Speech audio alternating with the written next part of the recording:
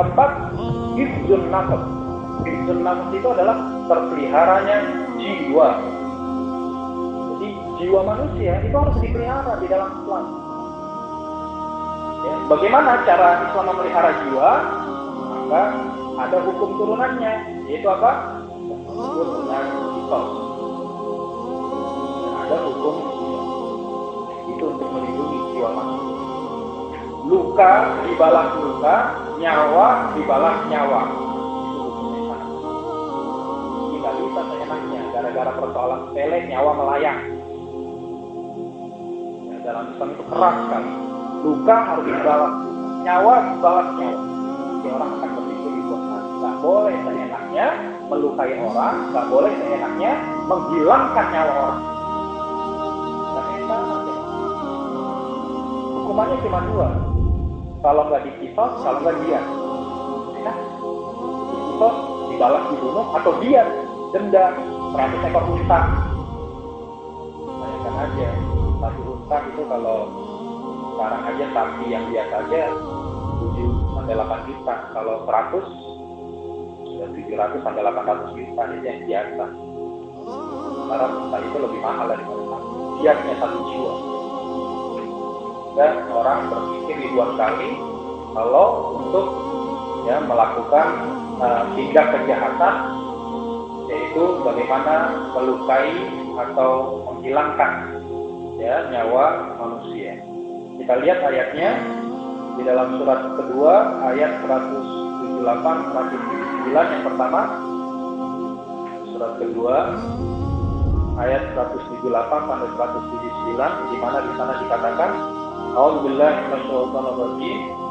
Ya ayyuhalladzina amanu kutiba alaikumul qisasu fil qatl.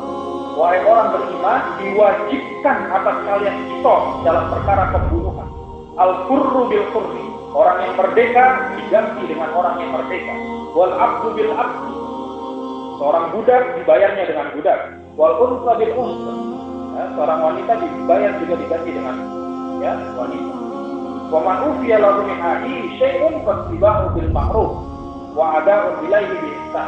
Barang siapa yang memaafkan saudaranya, maka harus diikuti dengan perkara yang ma'ruf, yaitu dengan diat dan dzalika tahqiqun min rabbikum, itulah keringanan dari Allah wa rahmatuh dan rahmat Allah. Wa man itada ba'da dzalika falau adzabun shadid. Walakum fil qisasi hayat. Dan dalam qisas itu ada kehidupan, karena qisas itu betul-betul memelihara jiwa manusia. Ada kehidupan, jadi terpelihara. Gak bisa seenaknya orang tadi melukai atau ya menghilangkan nyawa orang. Betul-betul dilindungi dalam penjara, nggak kayak sekarang. Gara-gara persoalan sepele nyawa melayang. Udah gitu hukumannya nggak memuaskan. Orang yang membunuh paling di penjara lagi. Tetap bisa senang-senang tuh yang membunuh. Sementara keluarganya itu sedang melihat ternyata orangnya itu nggak diapa-apain, cuma sudah penghidupan. Kemudian kita lihat lagi di mana Allah Subhanahu wa taala juga menerangkan di dalam surat Al-Baqarah ayat 194.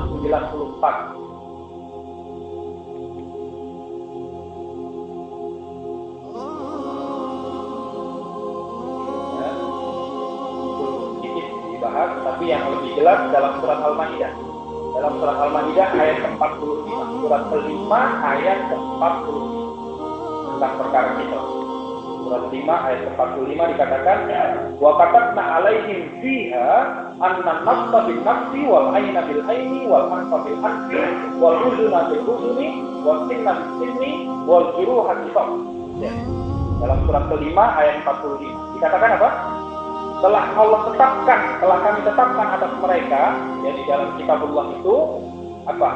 Annan nafsa bin nafsi, jiwa dibalas dengan jiwa. Wal aina bil aini, mata dibalas dengan mata. Wal anfa bil anfi, hidung dibalas dengan hidung. Wal uzuna bil uzun, telinga dibalas dengan telinga. Wal sinna bis sinni, gigi dibalas dengan gigi. Wal juruha qisas, dan luka pun ada qisasnya. Ya. Jadi sampai seperti itu. Harus setimpal, itu baru puas, ya kan? Kalau orang bilang hukum Islam itu kejam, hukum Islam itu biadab, itu kalau dia nggak jadi korban. Coba sekali-kali dia jadi korban, keluarganya dibunuh, coba, ya kan? Keluarganya jadi korban pemerkosaan, Jadi apa balasan? Ya kan? Pasti balasan yang seberat mungkin.